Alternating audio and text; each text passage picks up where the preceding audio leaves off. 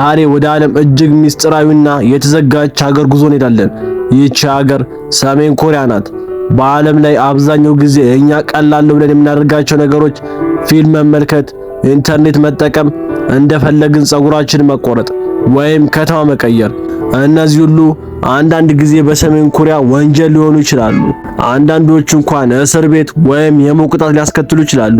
እንግዲህ በዛሬ ቪዲዮ በሰሜን ኮሪያ ውስጥ ማድረግ ፈጽሞ የማይቻሉ 5 አስገራሚ ነገሮችን በዝርዝር እንመለከታለን። እስከ ቪዲዮ ፍጻሜ ድረስ አብራችሁን ቆዩ። አንደኛ፣ የውጭ ፊልሞችን ማየት።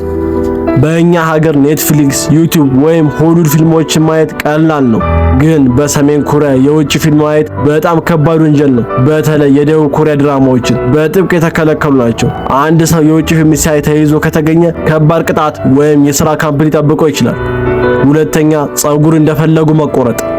በብዙ ሀገሮች ሰዎች ጸጉራቸውን እንደፈለጉ ይቆረጣሉ፣ ግን በሰሜን ኮሪያ ይህ አይፈቀድም። መንግስት የተፈቀዱ 28 የጸጉር ስታይሎች ብቻ አሉ። ከነዚህ ውጪ ጸጉር ማስተካከል ችግር ሊፈጥር ይችላል። ሶስተኛ፣ ብሉ ጂንስ መልበስ።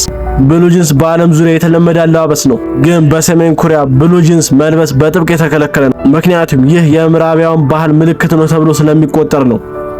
አራተኛ፣ ኢንተርኔት መጠቀም። ዛሬ ኢንተርኔት የህይወታችን አስፈላጊ ክፍል ነው፣ ግን በሰሜን ኮሪያ ብዙ ሰዎች ዓለም አቀፍ ኢንተርኔት አይጠቀሙም። ከዚያ ይልቅ መንግስት የተቆጣጠረው የሀገር ውስጥ ኢንተርኔት ብቻ ይጠቀማሉ። አምስተኛ፣ ያለ ፍቃድ መጓዝ። በአብዛኛው ሀገሮች ከከተማ ወደ ከተማ መጓዝ ቀላል ነው፣ ግን በሰሜን ኮሪያ ይህ እንዲሁ አይደለም። አንድ ሰው ከሚኖርበት ከተማ ወደ ሌላ ለመሄድ የመንግስት ፍቃድ ያስፈልገዋል። እንግዲህ እነዚህም በሰሜን ኮሪያ ማድረግ የማይፈቀዱ አንዳንድ ነገሮች ናቸው። እናንተ ከነዚህ መካከል የትኛው ነገር ከሁሉ በላይ ያስገረማችሁ? ኮሜንት ላይ ጻፉልኝ።